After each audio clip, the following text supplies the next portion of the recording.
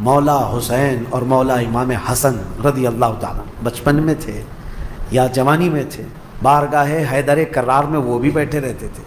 امام حسن مجتبیٰ کھڑے ہوئے، کہا بابا جان آپ نے فیصلہ پہلے والے کے بھی قتل کا سنایا تھا، دوسرے والے کی بھی قتل کا، اس کی بھی موت کی سزا، اس کو معاف کرنا چاہیے دوسرے والے کو۔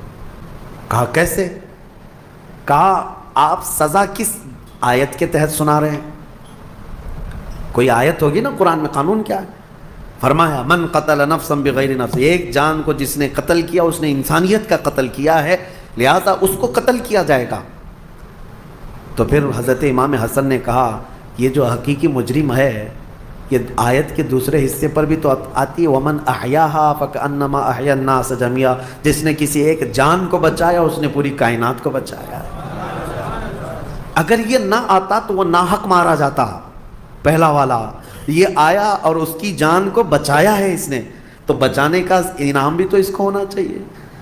تو اس کو بچانے کے عوض میں پھر اس کو معاف کرنے کا پروانہ دیا گیا، لیکن جو مقتول تھا اس کے گھر والوں کو بلایا گیا کہ کیا تم اس قاتل کو معاف کرتے ہو؟ تو دیت لے کر کے جو معاوضہ ہوتا تھا وہ لے کر کے گھر والوں نے بھی اس کو معاف کیا۔ میرے عزیزو، یہ آیت آج پوری دنیا جانتی ہے، قرآن میں موجود ہے۔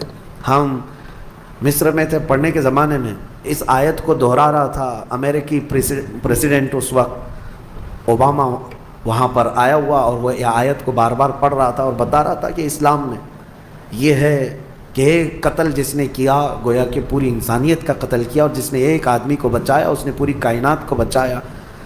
وہ بڑے بھاشن تھے، لیکن ہم یہ سوچ رہے تھے جو اسلام کی اتنی باریکی کو جانتے ہیں اور پھر دہشت گردی کا لیبل اسلام کے اوپر تھوپتے کیوں ہیں؟ جس دین نے یہ فرمایا ایک قتل بھی ناحق جائز نہیں، اس دین کے اوپر اتنا بڑا بلیم کہ یہ قتل کا آرڈر دیتا ہے، لوگوں کو مارنے کا حکم دیتا ہے۔ میرے عزیزو، آج بھی ہندوستان میں یہی پروپیگنڈا پھیلایا جا رہا ہے کہ قرآن میں ایسی آیتیں ہیں جس میں کافروں کو مارنے کے لیے آئی ہیں۔